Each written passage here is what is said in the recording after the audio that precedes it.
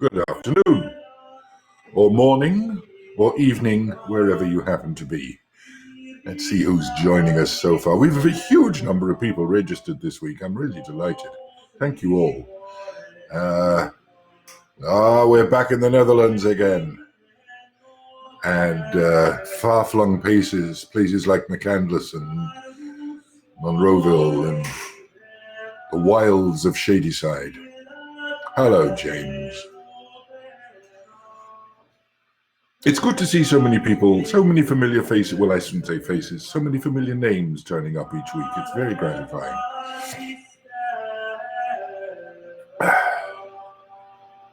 Hello, Joan. Hello, the Buckleys.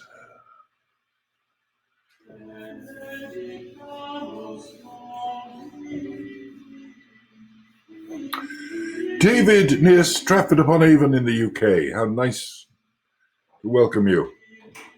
It really, apart from the Shakespeare thing, it really is the most lovely part of the countryside. That whole run from Stratford down to Bath, down through the Cotswolds, it's like it's heaven on earth, that. It really is.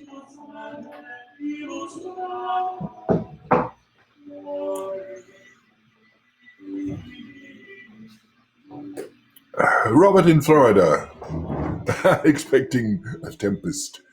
Yeah. Hurricane what? Isaias. Isaias? Isaiah. Where do they come up with these names? Well, you're welcome. I wouldn't mind a bit more chilly weather here. It's baking again. Although they say it's going to rain over the weekend, which is a blessing.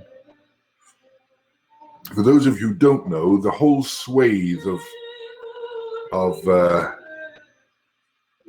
North America from the Rockies right through to the East Coast and in the upper regions, we are having the most ridiculous summer of heat wave. And then every now and again you get this little bit of torrential rain, which is gone in about 20 minutes, and then it's baking hot and sweaty again. It's not what I signed up for, I tell you.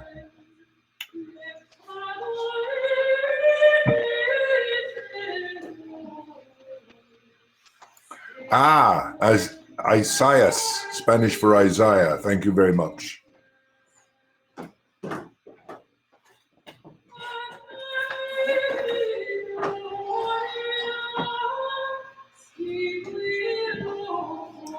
I've already got a question from Gordon, and I'm not going to answer it now because I'm actually answering it in the course of the program, so watch out for it, but it's a good question. It's nice to get questions before we even begin. It's very exciting.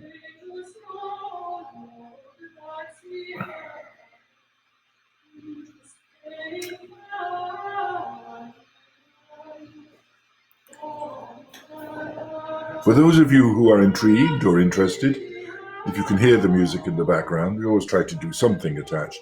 This is actually, these are the red hot hits of English music from around the time when Macbeth, the real Macbeth, would have actually been alive. As you can see, it all sounds very much like religious chant. But just about everything sounded like religious chant in those days. But anyway, there you are. We're having a little bit of authentic music of the period. I keep surprising myself with the absurd collection of CDs that I appear to have. Hello, Grace. And Heidi. And Mary Lou.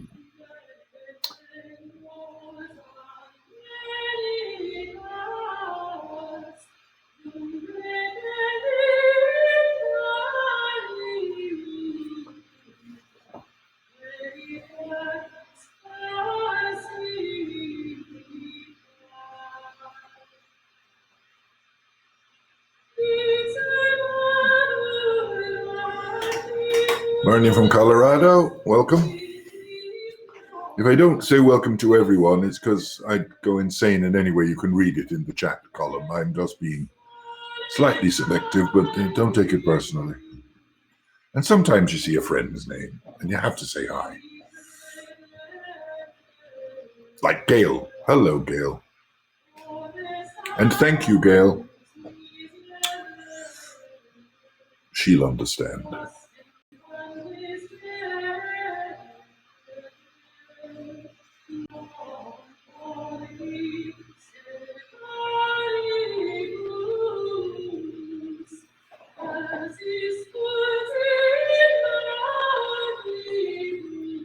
Yes, Nicholas, you might have just missed me saying that. It's early English music from around the time when the real Macbeth would have been on the throne. On the throne. I can't speak today. On the throne of Scotland. And these are the red hot hits of the time, which, as I say, it sounds like church music because everything sounded like church music.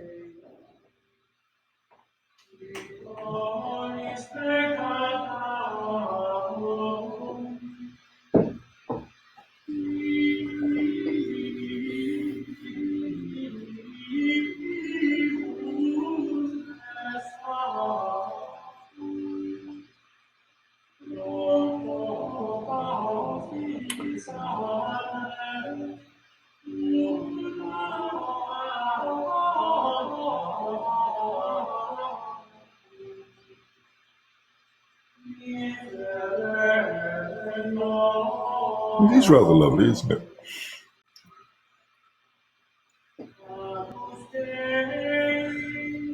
Yes, but I think some of it is actual church music, Linda, you're right. But then again, if it wasn't church music, it was probably something they'd burn you for. So I think the safe choice was sing the hymn and stay alive.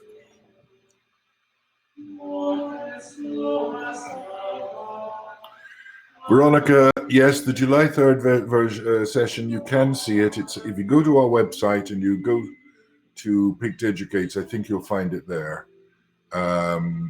You should be able to, because most of these are there for a while anyway. So check it out on our website, which is www.pickedtheatre.org.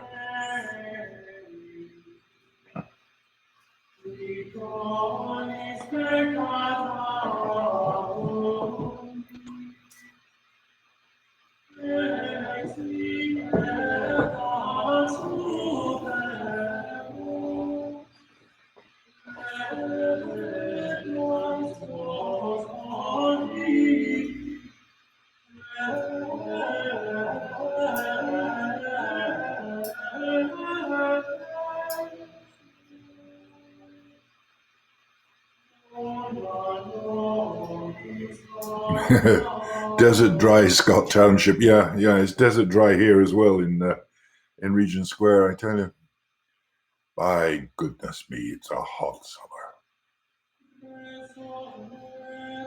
Hello, Kathy from Ohio. Dennis, welcome back. Edward from Delaware, the first state.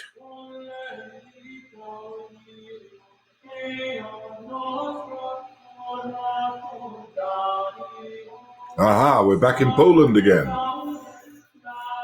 Mila from Warsaw.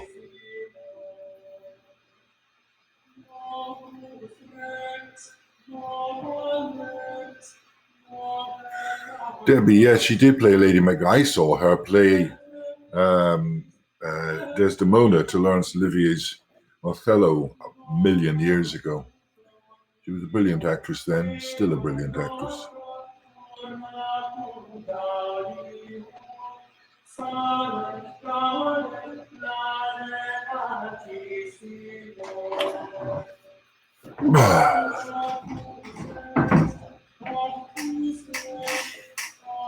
The reason I'm leaning forward in that ungainly manner is that I'm trying to read the chat stuff, but I'm old and crumbling and going,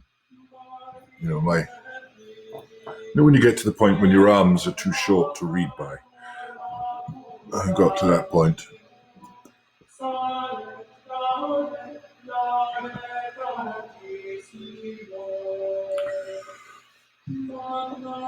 Barbara, you need to speak firmly to your computer if it's giving you difficulties. Hello, Anne.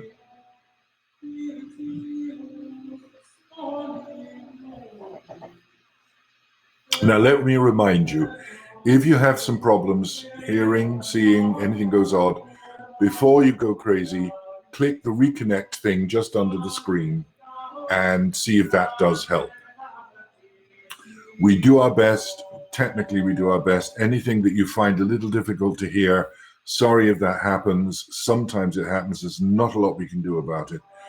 Webinar Ninja technology is wonderful, but it's still not perfect, and we do the very best we can to bring you everything.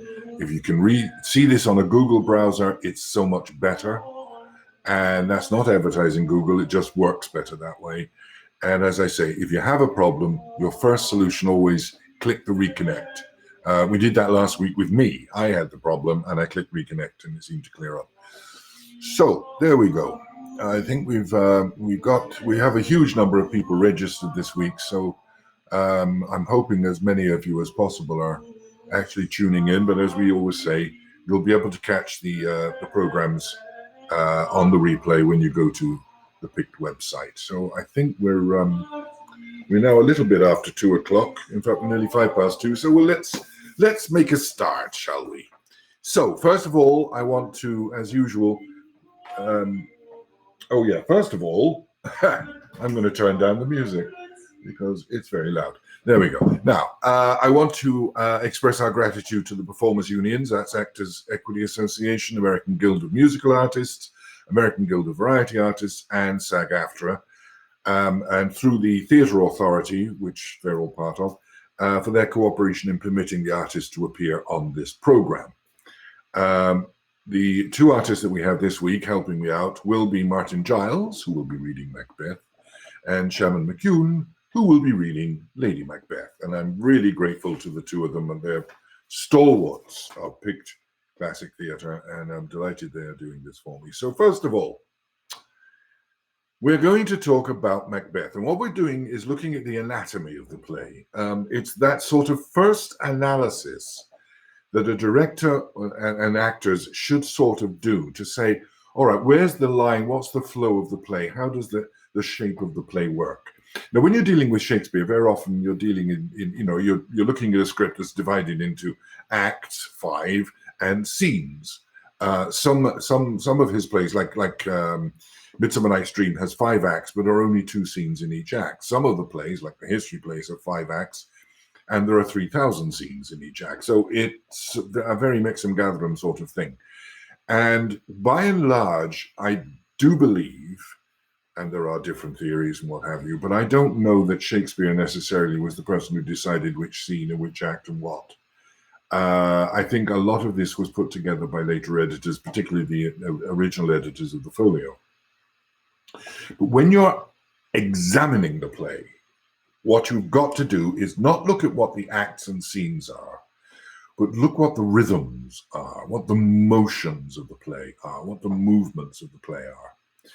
And I'll come to it in a few minutes, but my own particular notion is that this play, Macbeth, is divided into 5 movements, which do not coincide with the 5 acts. As I say, I'll come to that in a minute. The other thing you need to look at when you examine a play, and especially a play by Shakespeare, and especially one such as this, the images that are used, the particular strings of activity that are brought together to help tell the story, to invest the story with a linear flow. And each play has its own set of images. Each play has its own set of principles by which they work. So as we look at Macbeth as one, and I'm using this purely as an example, it could be any play. One of the reasons I chose Macbeth, in fact, is because in Macbeth there is no subplot. In most of the plays there is a kind of a subplot going on. You have, I mean, if you look at King Lear, you've got King Lear, and then you've got the story of Gloucester and his sons. So in a lot of the plays, you will have this point of contrast. You've got the main theme and a second theme that is counterbalancing it or reflecting it. With Macbeth, there is no subplot. It is just about Macbeth and his journey.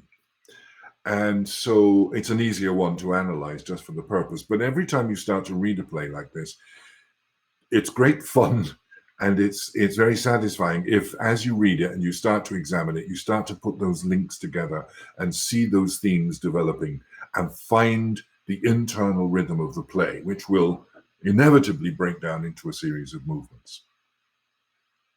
So one of the strongest images in Macbeth, as we look at it, is blood.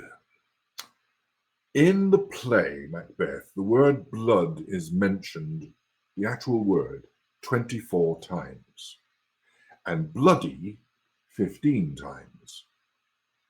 Blood is everywhere. Once blood has been shed, there is a sort of Gothic obsession with it.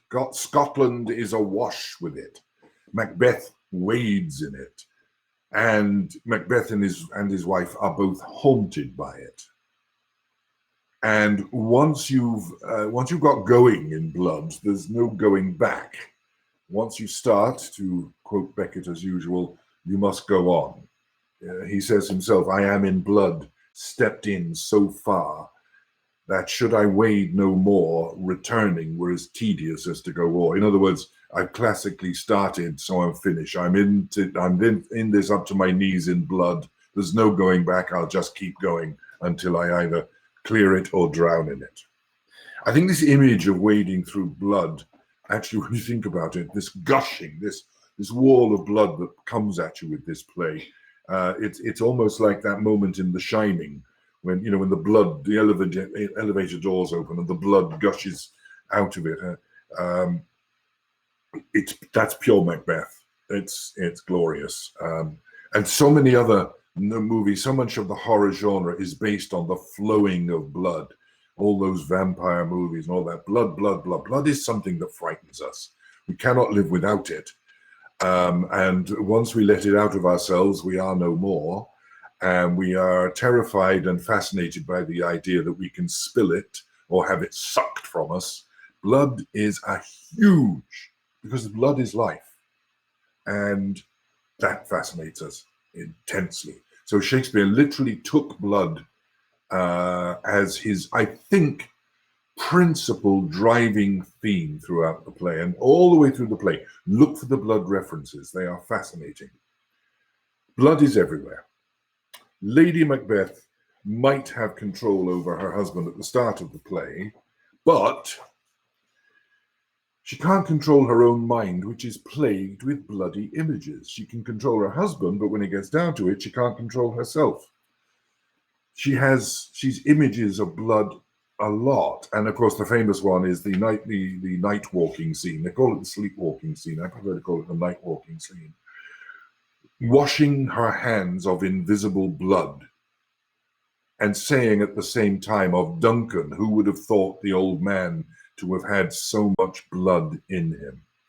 That image is incredible, because when you remember when they murder Duncan and Macbeth comes out with the bloody knives and she goes to wipe the blood on the faces of his servants who Macbeth has also killed, you get this image that once that Macbeth killed him so savagely that blood flowed everywhere. It's a wonderful, poetic, gruesome, Gothic image. Blood.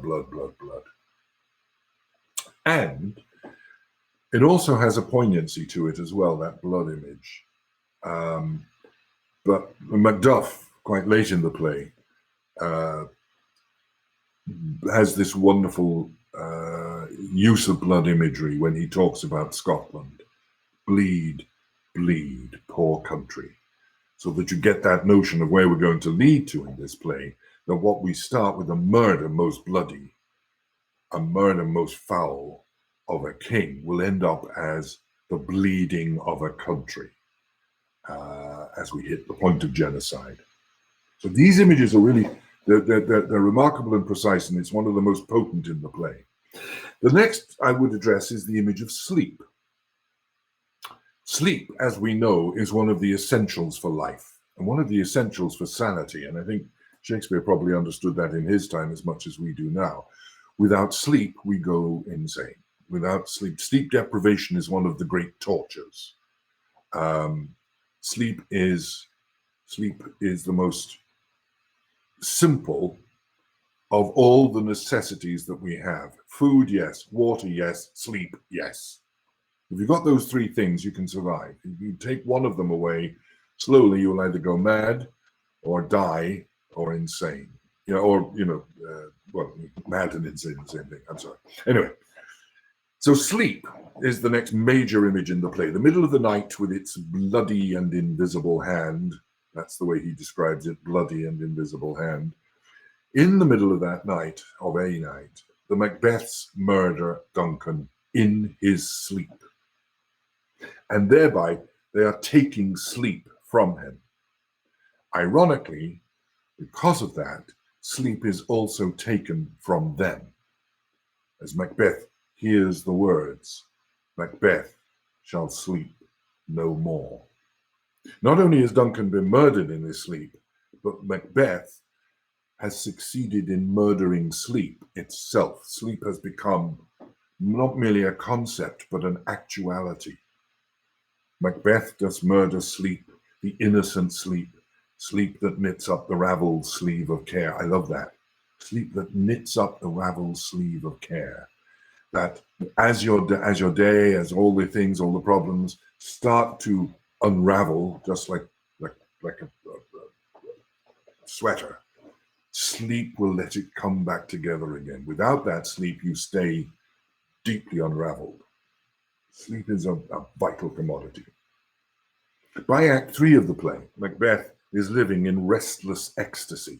Now, ecstasy in that sense is it's not just simply joy. It is because it's restless ecstasy without rest. There's a kind of franticness to his nature, just simply because he is completely deprived of sleep. He sees life as a fitful fever, fitful, no rest, constantly, pacing. Lady Macbeth says to her husband before she loses her reason, "You lack the season of all natures, sleep. You have no sleep. Because you have no sleep, you cannot be reasonable. You cannot judge things in a reasonable fashion. You cannot be, you're going crazy. And you're going crazy because you have no sleep." So sleep in itself is a major influence on the mind of Macbeth, just as blood is as well. Having murdered sleep, and by the way, next time we say Lady Macbeth, she can't sleep, wandering around, blood-stained hands. By murdering of sleep, Macbeth, that results directly in his wife's inability to find peace or repose or control over her husband. And that's important. We'll come to that again in a few minutes. But what makes Lady Macbeth work in what I might vaguely call the same fashion is that she can control her husband. When sleep has been murdered, when he is no longer able to rest, and when she is also haunted with her own nightmares, her capacity to control disappears. And probably that is the key point to how that plot line develops. Sleep is also a thing of the night. But in Macbeth, in the play, night is not the time for sleep. Night becomes the time for action because sleep is no longer possible. He's so fascinated, Shakespeare, by nighttime and darkness that we did a count on it again. In the play Macbeth, the word night is used 38 times and sleep 26 times. Now that's an awful, it doesn't sound like a lot, but it is an awful lot for those words to repeat themselves, to impinge on the imagination of the reader or the audience. Because when you hear it, night, it's that there is something about it that is telling us what it should mean and what it no longer means. Night should mean sleep, but sleep is gone. Sleep is dead. Macbeth doth murder sleep. So night no longer is the time to rest. It is the time for action. And all the nasty things that happen in the play tend to happen, certainly until we get towards the end, certainly tend to happen at night. The assassination of Banquo, or of Duncan, is at night. The murder of Banquo is at night. I think it is reasonable to assume that the attack on Macduff's family is at night. Night has become the time for dying, because it is no longer the time for sleeping. Another point that has to be addressed is the fact that this play is led by a married couple. You cannot, you think of the Macbeths, because we already know Macbeth is meant to be a villain, but Lady Macbeth is also something of a villain. That is assuming you think of them as villains, and I'll come to that again in a minute. In the play, initially, Lady Macbeth is actually the stronger and more determined of the two. Remember, she is the one who contrives the methodology of the murder. She is the one who works out the plan, the schematic, if you like, of how to kill Duncan. She leads, he follows. But very quickly after the murder of Duncan, she begins to lose control of her husband. For her, the murder is indeed, as Macbeth has said, the be-all and the end-all. That's all she wanted. She wanted the death of Duncan so that her husband had the chance of being elected king. And I think I mentioned last week, we are talking about elective monarchy. You don't just inherit because your dad was king. You inherit because everybody else says you should be the king. You are voted king. It's more like a president for life. And we all know how hideous a prospect that might be. However, for Macbeth himself, though the first murder was very difficult to do, the killing of the king, subsequent murders seem to cost him hardly a thought. He has, as it were, broken the seal. He has made that choice that his way forward is by killing. And he wants to go further than his wife ever envisaged. Her function was to get him to assassinate the king, get elected king. He is now the king. Everything in the garden is rosy. Let's have dinner parties. Shakespeare's, again, cleverer than the simplicity of that thought. In the aftermath of just about any tragic event, the relationship of those involved can either grow stronger or it can break down. And Shakespeare is very interested in how the latter situation, the breakdown, can come about. And that's what he's writing about in this. Their separation, as it were, seems to start in Act 3, Scene 1, when he has to talk to the murderers because he's got a little job for them, but he doesn't include his wife. He tells her that he gets rid of her. He tells her he'll see her later. He denies her the right to be in his presence. It is a step away from the matrimonial into becoming a solo player, and she doesn't know how to deal with it. But he no longer needs her approval. He's leading now. He's out on his own.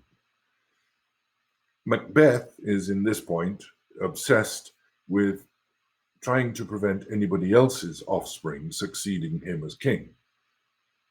So the aims of the married couple have become different. She just wanted him to be king. He wants to make sure that nobody else becomes king. That difference of political opinion might sort of suggest that this is a marriage based much more on political intrigue and desire rather than love. Certainly at this stage in the marriage, possibly in the earlier stages, there was love. And certainly she had given birth to children, even though they had none. So they were either, they died young, or maybe, some people say, well, she had a different husband. There's no evidence of that whatsoever. And in the early part of the play, when they meet one another, when they first see each other at the start of the play, there is definitely other love there. But as the play progresses, that love seems to become secondary to the political considerations. There are very few terms of endearment. And once, in fact, she only refers to Macbeth as husband once after the murder of Duncan.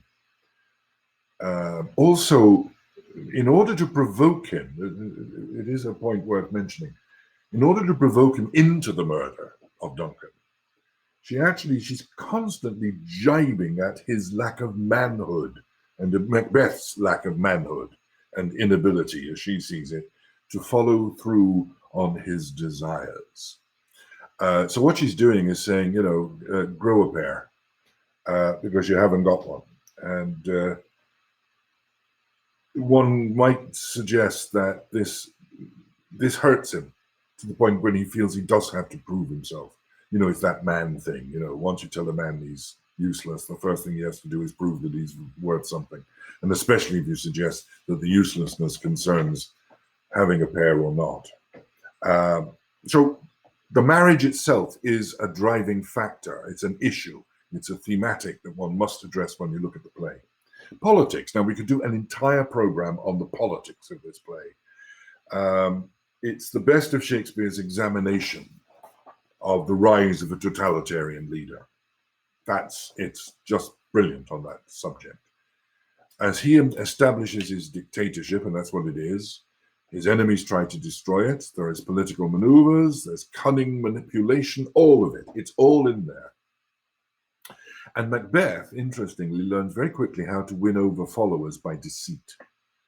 He moves from warrior to politician with consummate ease. Now, I'm not for a moment suggesting that politicians deal in deceit. Perish the thought.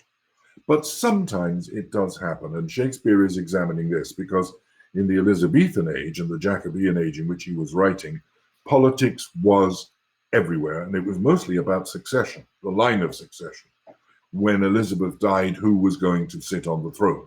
The intrigues that went on over that entire period of Tudor history were amazing, and politics as we know it probably really began to materialize in that period. So the politics of this play is fascinating. And as I say, he moves from warrior to politician quite brilliantly. Just examine the scene when he persuades the murderers to kill Banquo. It's pure politics. It's brilliantly done by deceit, by suggestion. And the other characters do the same. Ross tries to find out how Macduff will respond after Duncan is murdered. Malcolm, when approached by Macduff in England, pretends to not to have any interest in the throne, just to test Macduff's loyalty. Books can be written about the complex duplicity of the character of Ross. The least politically, what always amuses me, the least politically skilled character in the play, the one who has no idea what's going on, is Duncan, the sainted king, who is an appallingly bad judge of character. If, as I said last week, Dame Edith Evans considered Lady Macbeth to be a terrible hostess, Duncan, for a king, is a dreadful judge of character. The traitor, the first Thane of Cawdor, the man that just fought a battle against, Duncan had described as a gentleman on whom I built an absolute trust. So Duncan hadn't the first clue about politics. Just a nice saintly old man who shouldn't have been king. Now, I'll just touch briefly on the rules of order and chaos. Macbeth, what we understand in Macbeth is that private acts have public and even cosmic consequences. You break the rules of classical order and chaos ensues. Again, I'll come to that again in a minute. Macbeth kills the king when he is a guest in his own house. That is a moral corruption. This develops into a betrayal of his best friend, an estrangement from his wife, and finally into mass murder and war. All because of one act of private greed, of private ambition. The play opens in the aftermath of a war, where Duncan uses images of light and renewal and how wonderful it's all going to be. he uses references to stars, how wonderful the starlight is, and we all think of that image of how glorious starlight is and shining upon the night. Macbeth quickly thwarts that. He's commanding stars, hide your fires. Let not light see my black and deep desires. He wants to turn nature on its head. The rules of order and chaos.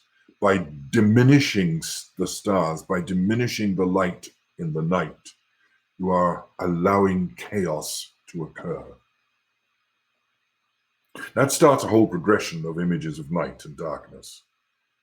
So that domestic, natural, cosmic order is destroyed as the images of destruction, storms, night sleeplessness, and vicious animals are found all over the place.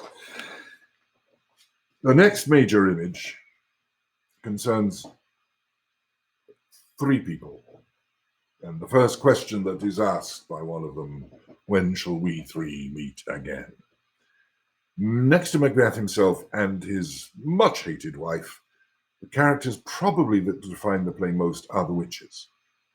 Well, actually, Shakespeare never says witches. He calls them the weird sisters, but you know what he means.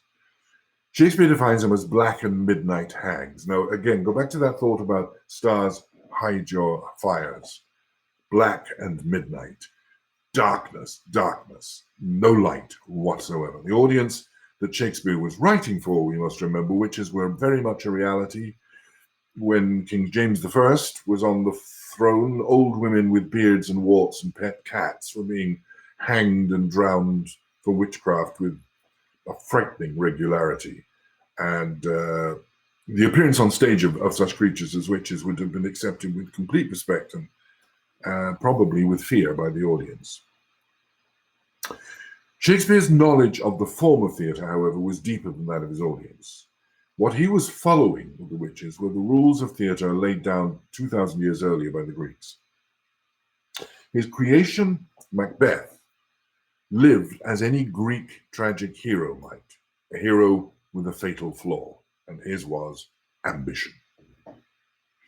And like any Greek hero of old, he is informed by fate of his future path. There's always Furies, the fates, the oracles, call them whatever you will, telling the hero what will happen. And in this case, in the form of something that Shakespeare's audience would recognize, the weird sisters, the witches, and Macbeth is informed of the future. And most importantly, like all oracles, they tell him the truth. They do not set out to deceive him. He asks questions and they tell the truth. This is really important because the truth, as Oscar Wilde puts it, the truth is rarely pure and never simple. The truth is, in fact, a dangerous thing. And that's what Macbeth is doing, or what the witches are doing. Truth is something that the wise man will always evaluate and consider, but the ambitious man will seldom take the time.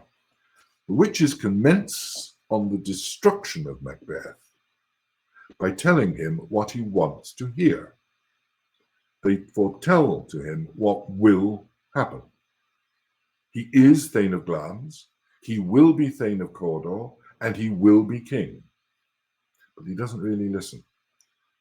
Because in the promise, Macbeth shall never vanquish be until great Birnam wood to high Dunsinane hill shall come against him.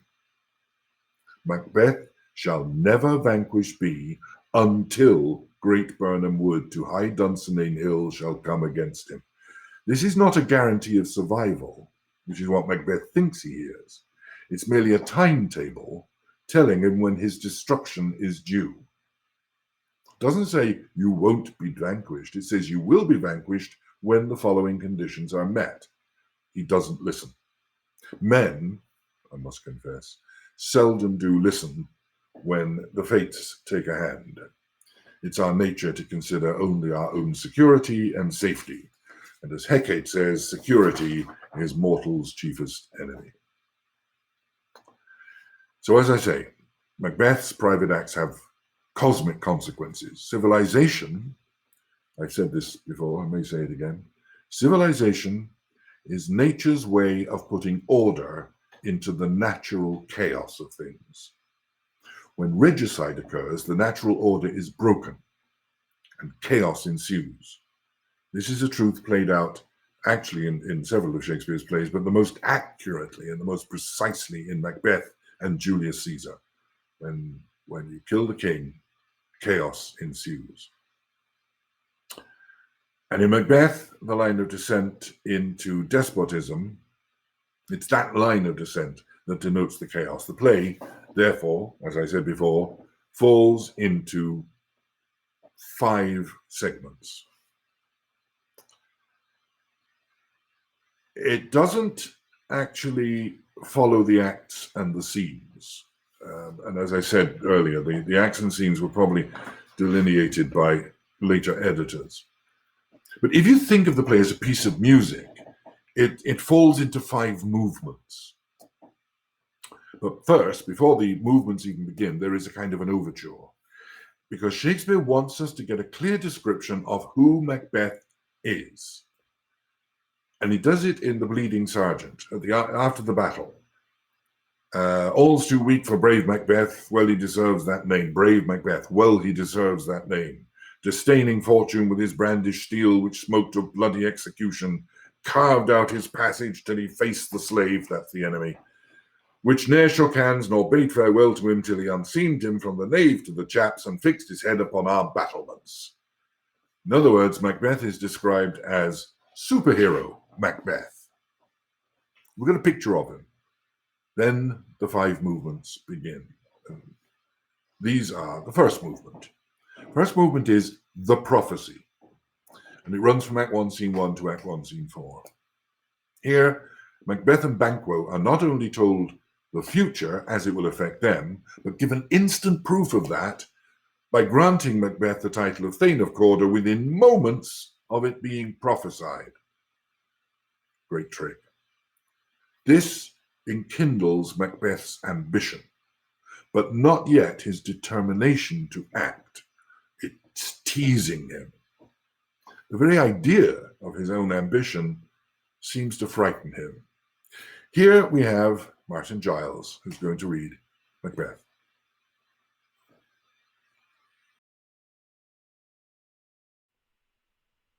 This supernatural soliciting cannot be ill, cannot be good.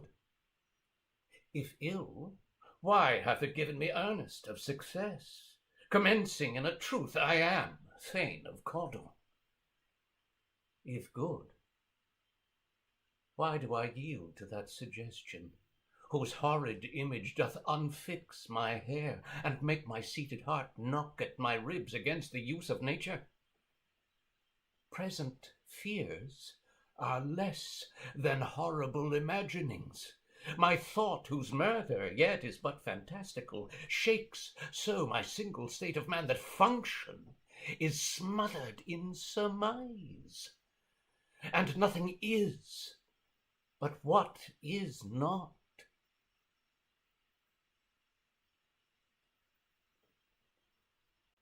Right, and nobody heard anything.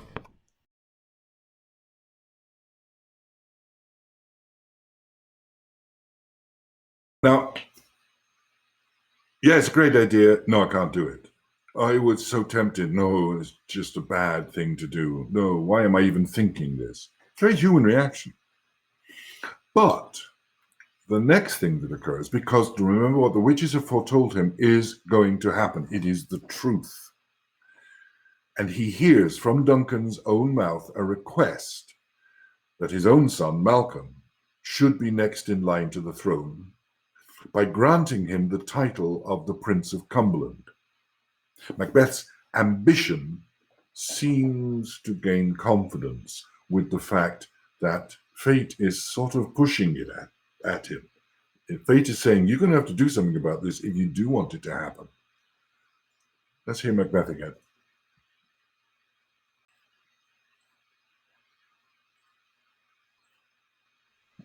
The Prince of Cumberland.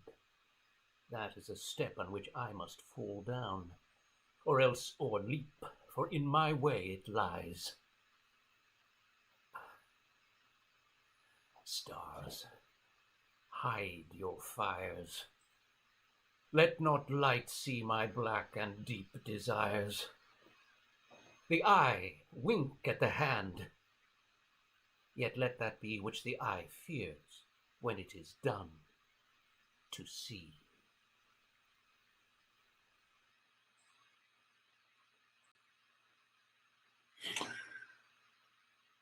So you have this wonderful conflict in the head of somebody who is a hero. Temptation has been dropped into his lap, dropped into his imagination. I could be. They might elect me. Why wouldn't they elect me? Oh, they made him Prince of Cumberland. Oh, that's a bit of a problem. I would have to deal with that somehow. He's not yet ready. By no means is he ready. He is still a good and loyal subject of the king. But temptation has been dropped in front of him. And he knows it could happen because the first prophecy that he was given, "You shall be Thane of Cawdor," was given to him momentarily. He knows that these prophecies could be true, and the temptation must be huge. Stars, hide your fires. Let not light see my black and deep desires. He already knows that if he were to go down this road, it would be something he would, in modern parlance, we all understand, he would have to move to the dark side.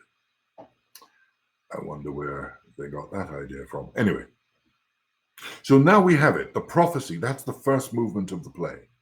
And the prophecy has been stated. Everything that will happen has been prophesied. And when I say will happen, I mean that. Not might happen, could happen, will happen. And Macbeth has misconstrued.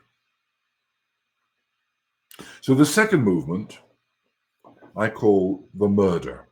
You could call it the assassination, but that's just putting a nice word on it. It's from Act 5, Scene 1 to the end of Act 2. And it is that whole process whereby the king is removed from the equation. It is a political assassination of the king. And Macbeth is urged on by his own wife's ambition for him. She gets the letter, she reads it, he says, this happened, that happened, the other happened. And the first thing in her mind is not, oh, if, or I wonder, could. Her first thought is, this will be. Her ambition for him is even greater than his own ambition for himself. Here is Shaman McCune reading Lady Macbeth. Oh, never shall sun that morrow see. Your face, my Thane, is as a book where men may read strange matters. To beguile the time, look like the time. Bear welcome in your eye, your hand, your tongue. Look like the innocent flower, but be the serpent under it. He that's coming must be provided for. And you shall put this night's great business into my dispatch, which shall to all our nights and days to come give solely sovereign sway and masterdom.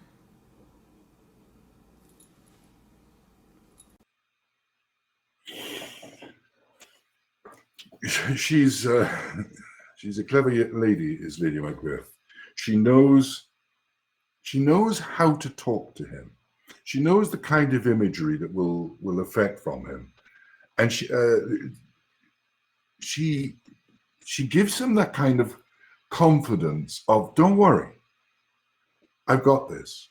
Don't even think about it. Don't worry. Don't worry. It's fine. I've got this. It's sort of, in a strange way, taking away the responsibility from him, giving him, as it were, a one-step remove from the thoughts that are going on in his brain. When his wife is saying, no, don't worry, I've got it. I'm going to fix it. I'm going to make this work. He that's coming must be provided for. and you shall put this great business into my dispatch. That is the most double meaning line ever. Got to be provided for, we got to feed him, and I will arrange the dinner. Got to be provided for, got to be murdered, and I will work out a plan. So that our nights and days to come shall give solely sovereign sway and masterdom. There is only one possible interpretation as to what that means.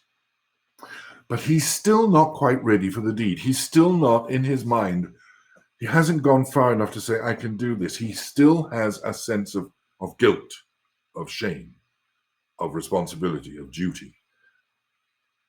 And it's a moral duty. Let's hear it.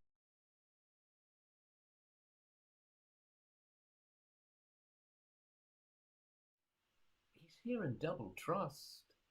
First, as I am his kinsman and his subject, strong both against the deed, then as his host, who should, against his murderer, shut the door, not bear the knife myself. I have no spur to prick the sides of my intent, but only vaulting ambition, which o'erleaps itself and falls on the other.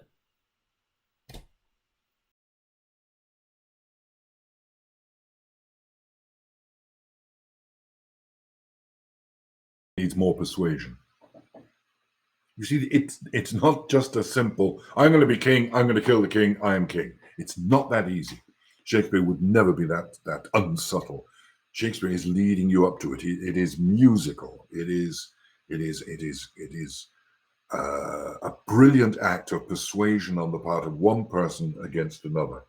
And it's beautifully composed. The rhythms are almost perfect when I say it's musical. So as I say, he needs more persuasion, and his wife provides it. But she does it not with the gentle approach that she did at first. She moves to, as it were, phase 2. She calls his manhood into question. Let's go on with her again.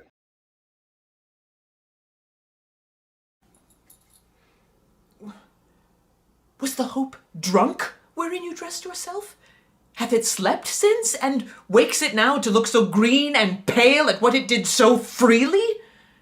From this time such I account thy love. Art thou afeard to be the same in thine own act and valour as thou art in desire? Wouldst thou have that which thou esteem'st the ornament of life, and live a coward in thine own esteem, letting I dare not wait upon I would like a poor cat in the adage?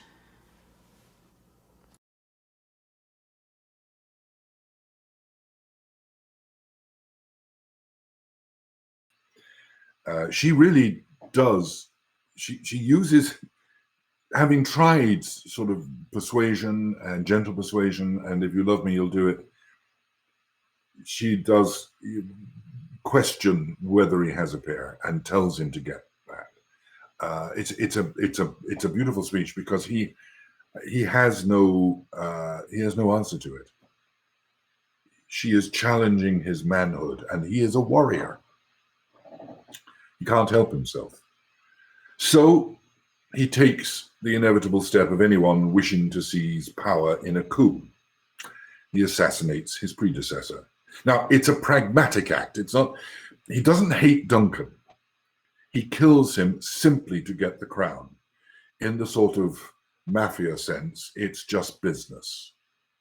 Nowadays, we have a much more civilized society, so we just tend to annihilate or assassinate reputations rather than people. But it must be noted, even though he does take up the challenge, even though he does the assassination, he does the deed, it is his wife who lays the plan and the instructions. Listen to this.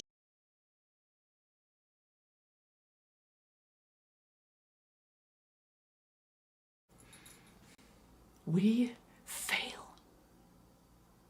Then screw your courage to the sticking place, and we'll not fail.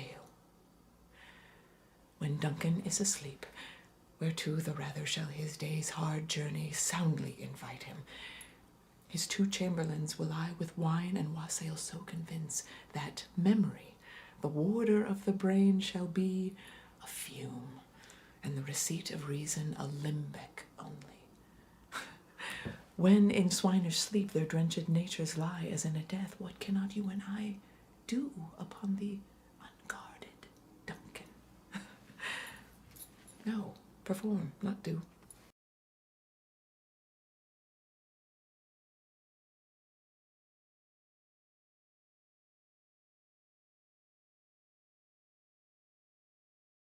So there you have it. The murder is done, all following the plan laid out by Lady Macbeth. But all the doubts and the fears that Macbeth felt before the deed have an immediate effect on his mind. He was not willing, but he did it. The moment after he has done the deed, as he says, this precurses what will follow. And in this short speech, it's a really short speech, but it is actually the turning point, both of the play and of his mind. Methought I heard a voice cry, "Sleep no more. Macbeth does murder sleep. The innocent sleep, sleep that knits up the ravelled sleeve of care. The death of each day's life, sword labour's bath, balm of hurt minds, great nature's second course, chief nourisher in life's feast. Still it cried, sleep no more, to all the house. Glamis hath murdered sleep, and therefore Cawdor shall sleep no more. Macbeth shall sleep no more.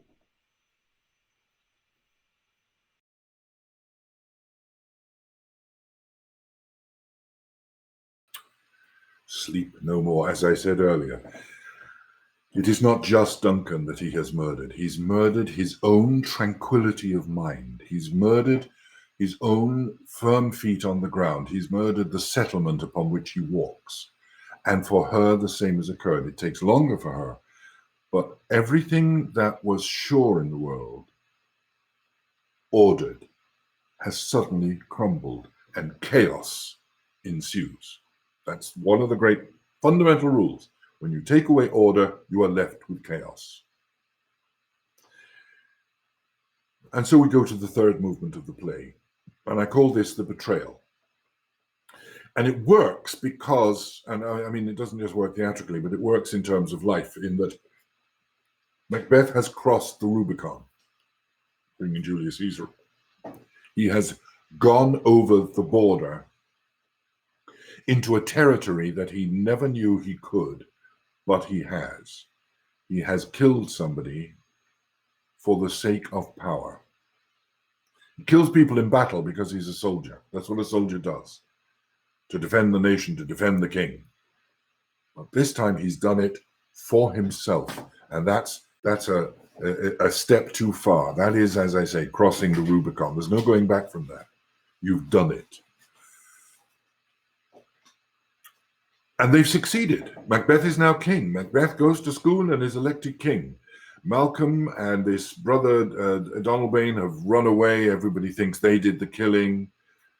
Macbeth is secure, safe, absolute, and now the king.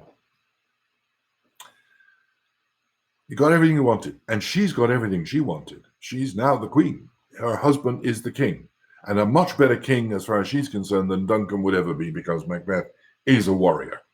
And when we need to defend the country, we need a warrior, not a saint.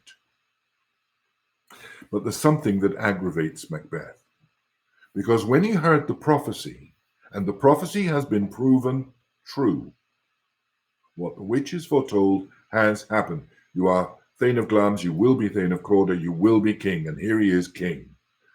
But he remembers something else, that the prophecy promised more to Banquo's the posterity than to Macbeth's. When Banquo asked, well, what about me? They said, you're not going to be king, but you're going to be father to a line of kings. Banquo, in other words, will inherit the future, whereas Macbeth only holds the present. And this is rankling. This is gnawing at him. The fact that everything he did, he will the future will have no benefit for him. Let's listen to him again. Upon my head they placed a fruitless crown, and put a barren sceptre in my gripe, thence to be wrenched with an unlineal hand, no son of mine succeeding. If't be so, for Banquo's issue have I filed my mind. For them, the gracious Duncan have I murdered, put rankers in the vessel of my peace, only for them, and mine eternal jewel given to the common enemy of man, to make them kings, the seed of Banquo, kings.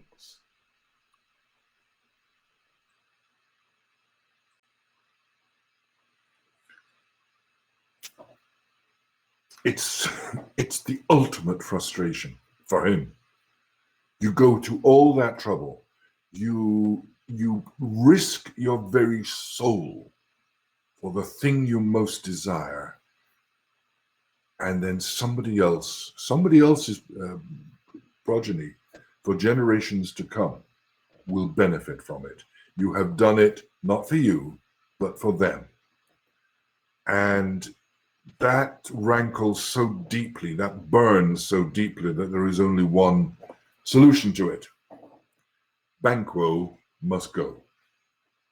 Macbeth will betray his friend, and in consequence will unleash in himself the freedom to kill with impunity. He's assassinated a king as a political act.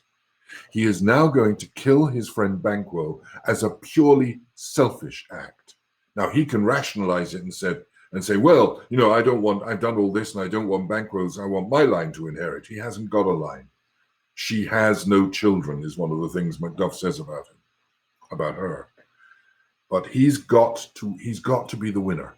The narcissism has taken over to the point that he's got to be the winner. He's done enough to say, I should be the winner. Now, and as I say, that gives him once he's done it, the freedom to kill with impunity. It's a fundamental, one of the laws of thermodynamics. For every action, there is an equal and opposite reaction. Once he commits this assassination of his friend, this murder of his friend, this betrayal, it rebounds on him. It rebounds on him by affecting his mind. He actually sees the ghost of his friend. The irrationality of his actions starts to tip his mind. To his sense, in a way, it's just not fair. You go, you do everything you can. You go, you plant, you send out people, you kill the guy, and he comes back. I love that wonderful line. The times have been that when the brains were out, the man would die, and there's an end. He goes to the trouble of betraying his own sense, the vast vestiges of his own sense of honor, and still the ghost comes back to haunt him. There's no escaping it. And at this point, I think this is the point where the shift away from his wife becomes complete. She says of him, you lack the season. What seasons the brain? You lack sleep. You've got to sleep. I can't sleep. I'll never sleep again. I've murdered sleep. Sleep is gone from me. His brain has moved into almost like his own world, his own construct of how the world works or how his world works. And he doesn't need her anymore to persuade him to do anything. He will do what he wants to do. And now, if nobody is loyal to him, if somebody is disloyal, and as far as he's concerned, they're all disloyal, then he will destroy them. Because he has now become the center of his own universe. And at that point, we move in to the fourth movement of the piece, which I call the genocide. Because once a dictator becomes so powerful and so self-centered and so certain of their own ability and power and right, genocide ensues.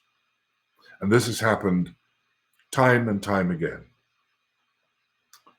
Once the dictator believes in his security and safety, that he is solid, they will unleash a genocide. They will start to kill off anybody who disagrees. They start by imprisoning them, and then they end up by killing them. They will punish anyone who crosses them.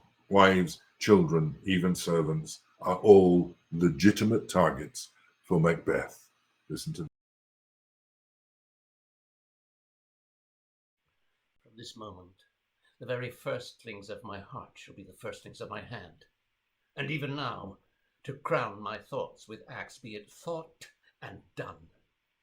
The castle of Macduff I will surprise, seize upon Fife, give to the edge of the sword his wife, his babes, and all unfortunate souls that trace him in his line. No boasting like a fool, this deed I'll do before this purpose cool.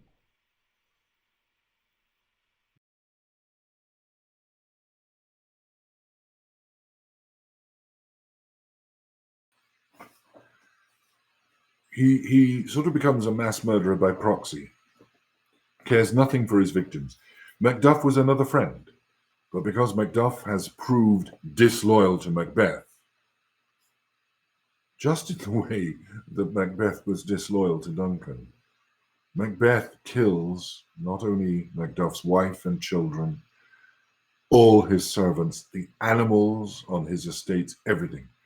And then it goes on and on. And as soldiers start to move away from Macbeth, Macbeth goes about killing everybody. When Ross arrives in England to meet with Malcolm and Macduff, representing that flight of the Thanes to gather around Malcolm because they know it's got to stop. And Macduff asks Ross, how Scotland stands. And Ross's description is just, it's so beautiful, almost afraid to know itself. It's rather like a contemporary account of the massacres of Kosovo or Rwanda. It is describing a state in which chaos is now absolute. Order has completely disappeared, and the man who would be king and became king, became a betrayer of his friends, has now become a total working genocide, because his fear and belief, once you've got it, your fear of losing it overwhelms you. You've got the power, you are terrified of losing the power, and you will take any steps possible to keep that power. And if it means slaughtering everybody you know, you'll do it. Chaos is now absolute. And so we move to the fifth and final movement, because as I said, for every action there is an equal and opposite reaction. And I call the fifth movement the revenge. And it is, in fact, the final act of the play. It's the only one that completely coincides with the final act with an act of the play. Because waiting in the wings, when all of this is going on, waiting in the wings, or rather in the forest, is the avenging hero, Malcolm, the son of Duncan. And he represents the future and the cleansing of the past and the restoration of order, the abolishing of the chaos and the restoration of order. And which is so often the case, the past actually itself becomes eager to be swept away.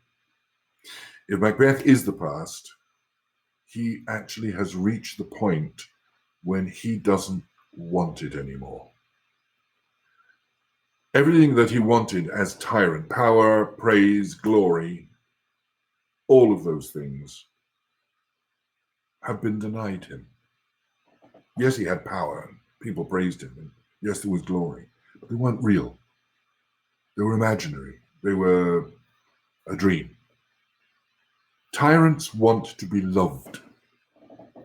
It's part of the narcissism that drives them on. They want to be liked. They want to be admired. They want to be accepted. The trouble is that when they are not, they don't try to change their ways to make themselves be loved. They just kill people. But they also come to realize that none of that really, none of the things, all the things they wanted, not only did not happen, but that the quite opposite is true.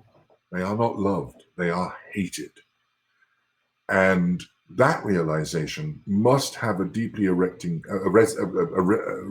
effect on the mind of the tyrant, assuming the tyrant is still capable of rational thought. But let's listen to this. I've lived long enough. My way of life has fallen into the sear, the yellow leaf, and that which should accompany old age as honor, love, obedience, troops, and friends, I must not look to have, but in their stead, curses, not loud, but deep, mouth honor, breath, which the poor heart would fain deny, and dare not.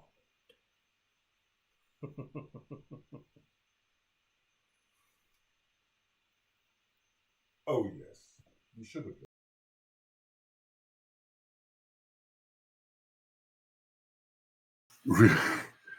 That realization that the falsehood that you represent has become the falsehood that surrounds you. You actually begin, I think in Shakespeare's sense, to see the incredible irony of it. Curses not loud but deep, mouth honor, breath which the poor heart would fain deny and dare not.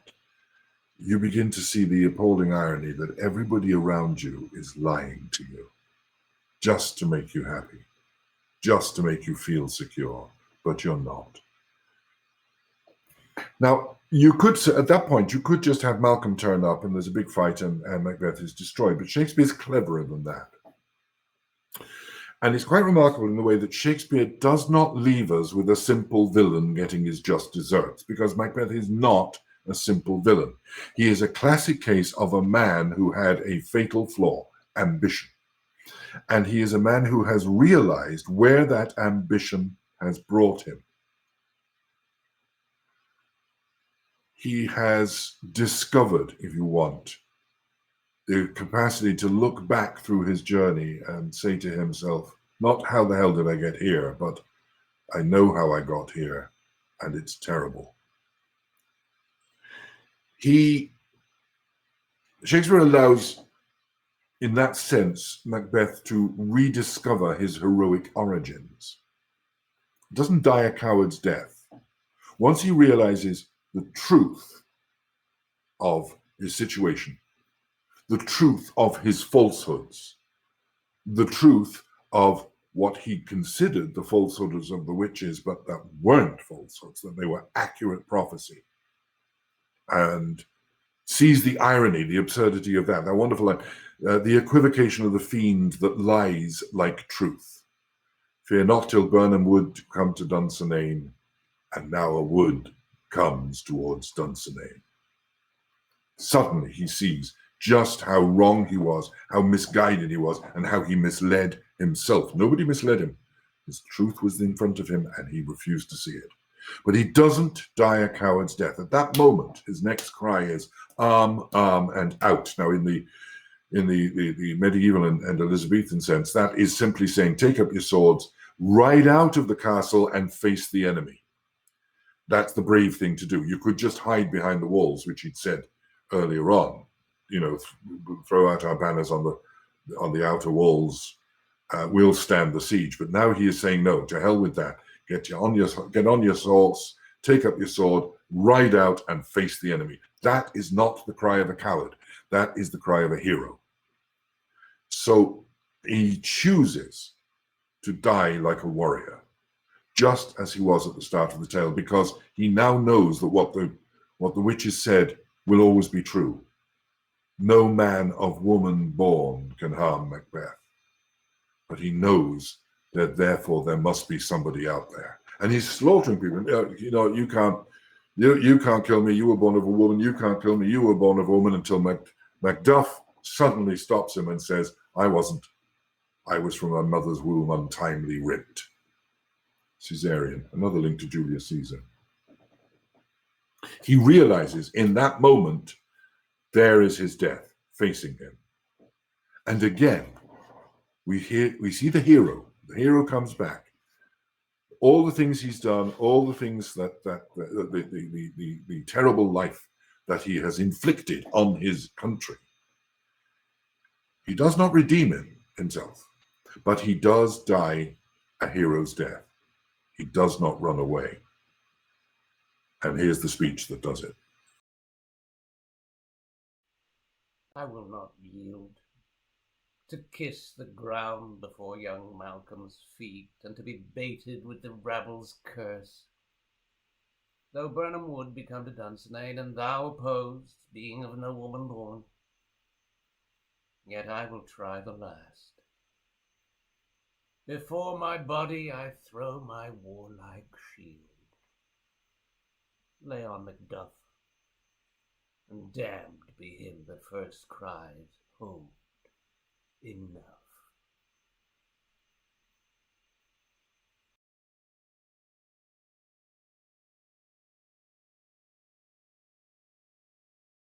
Most misquoted line, or one of the most misquoted lines in Shakespeare. Lay on, Macduff, and damned be him that first cries, hold, enough. And it is a challenge. He knows he's going to die.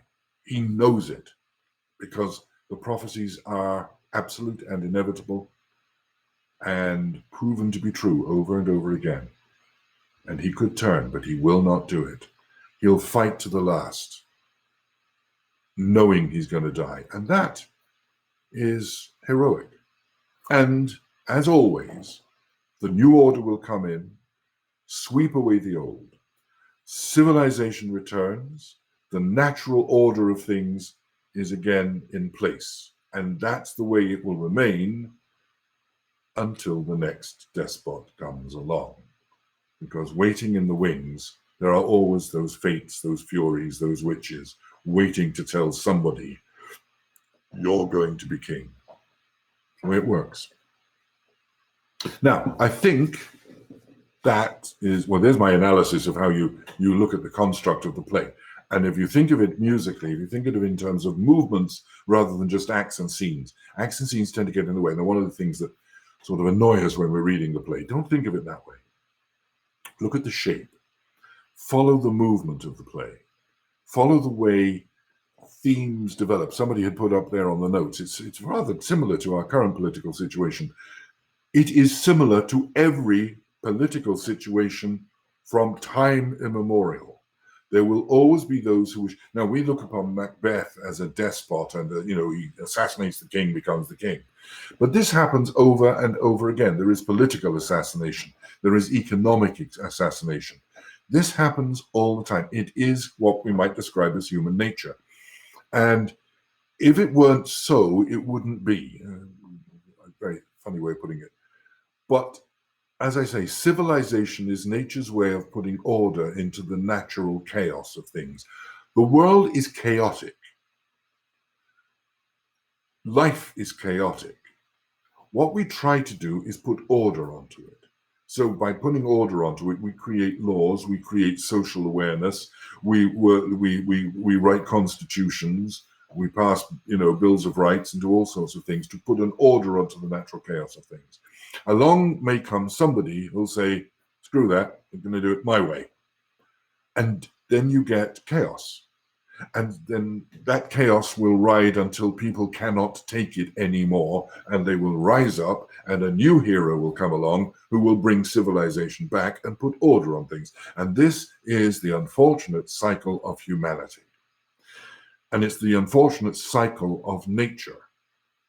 There will be one lion or one wildebeest or one whatever who will fight, or one majestic deer or stag who will fight and fight until they are the leader of the pack.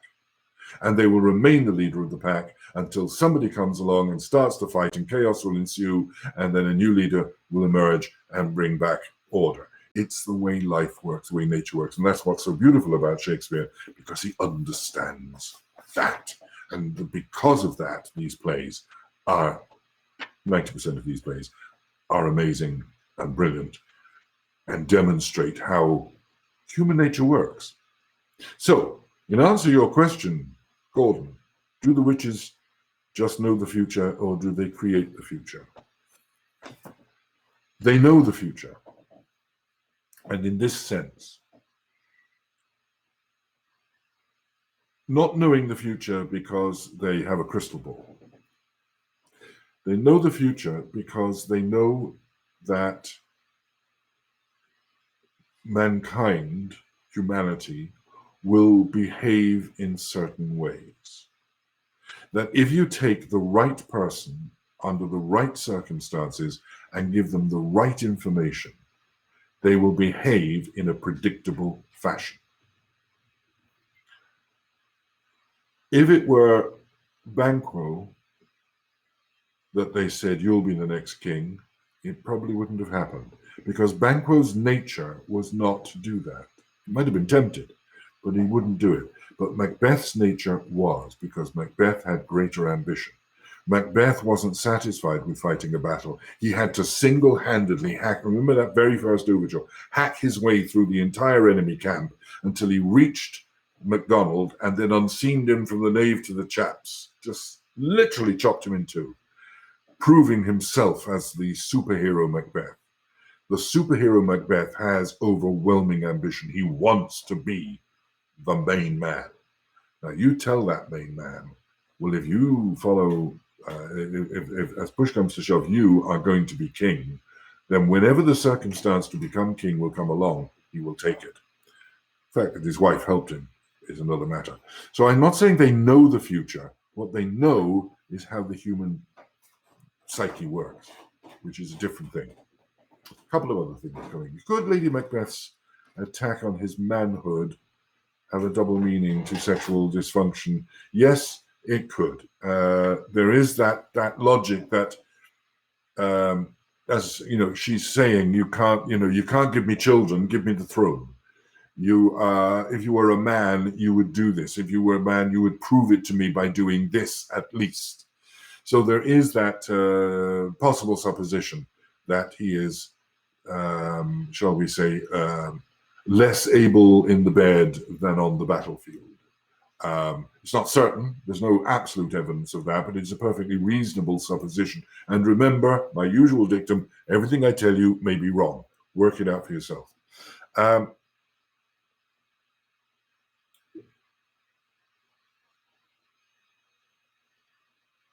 Yes, no, I haven't read James Shapiro's Shakespeare in a Divided America, and I want to, and I will.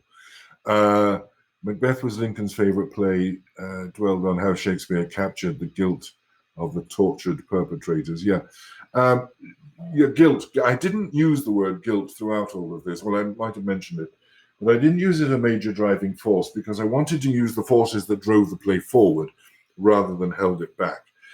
Guilt holds him back at the beginning, and his wife takes away the guilt. Guilt, you might say, is what drives him again after the murder of Banquo when he sees the ghost. It might be guilt. Is it guilt that makes him see the ghost? Is the ghost real, or is it in his imagination? If the witches are real, the ghost is real. And guilt is a positive negative force. But guilt tends to pull you back, and I wanted to demonstrate how the play drives forward all the time. But yeah, it's a reasonable point. Leanne,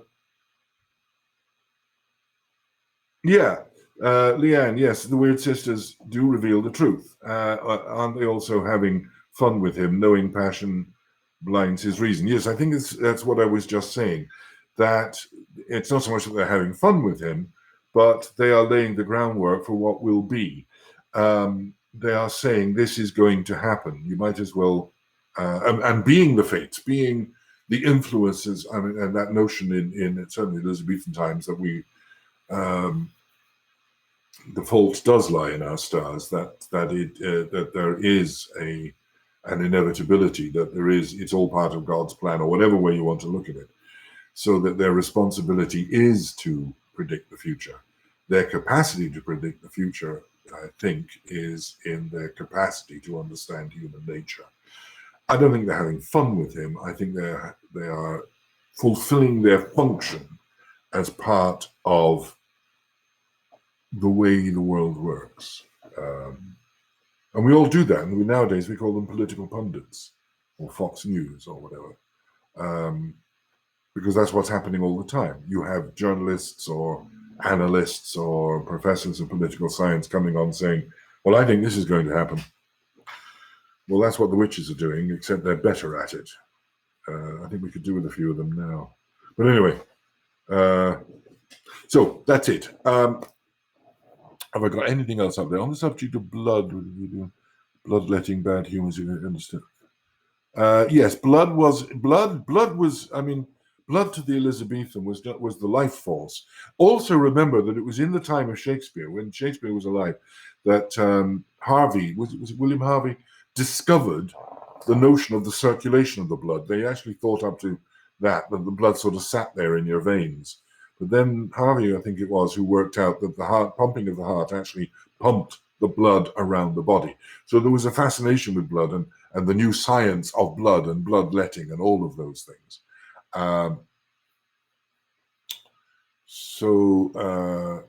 Yeah, that's all I can see there. I'm going to stop now in a second, but just seeing if there's any other question that I can do anything about. I think we got most of them. Yes, indeed, Veronica, the similarities to our current predicament politically are uncanny, but that is simply because nothing changes. Human nature is human nature. That's what he's writing about. That's what he's talking about. John, yes, you're right. Usually the eldest son in a line of succession for king, but not when it's an elective monarchy. And again, I think I mentioned it last week. Scotland was elective, just like the Spanish monarchy. You have to be voted by Parliament or by the other things. You have to be voted king. It will usually go to the eldest son, but not necessarily. And that's how Macbeth managed to get it. So anyway, there you are. That's enough for this week. Thank you all for being there.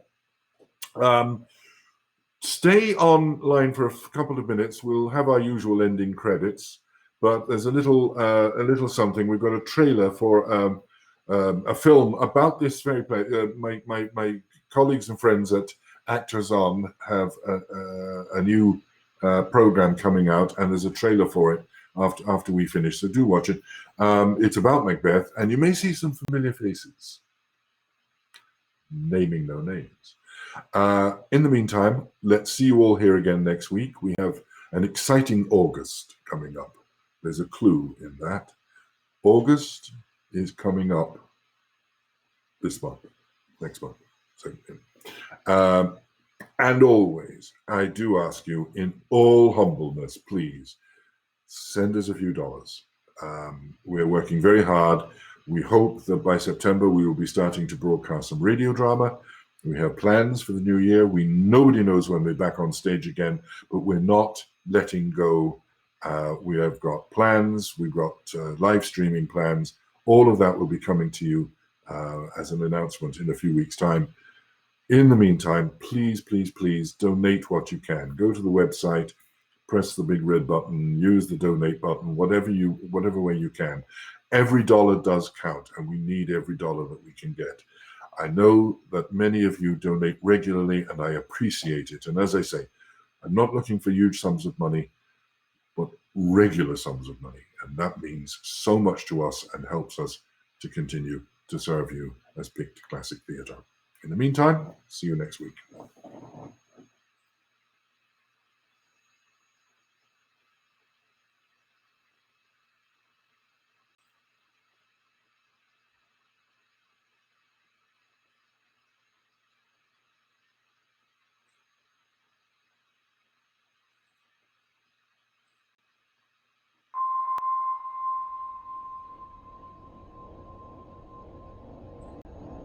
For a charm of powerful trouble.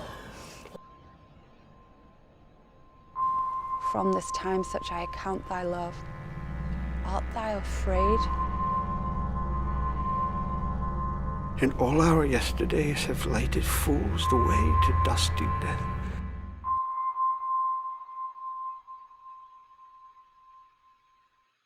Welcome to Actors On. This is a program where we're going to be taking a look at a play with a group of actors. We're going to examine some of the text, some of the ideas, some of the thoughts. We're going to treat it very much like a rehearsal process. We'll be telling you a little about the background of the scene, the background of the purpose to the scene, and how the scene works in the development of the play. So you're actually seeing the process by which actors, as theatre artists, will take a text and turn it into a performance. And hopefully you'll find it entertaining.